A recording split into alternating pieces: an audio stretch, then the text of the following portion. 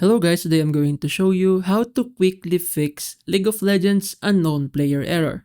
So first, launch your Riot client, and then once you're here on the top right corner of your screen, you will see your player icon.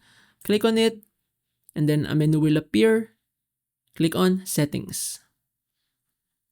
And then on the left side, click on League of Legends. And then on the bottom, you will see a big repair button. Click on it, and then click Start Repair. So this is the way on how to quickly fix the issue. But if this method didn't work for you, launch your command prompt as an administrator and type in ipconfig /flush DNS.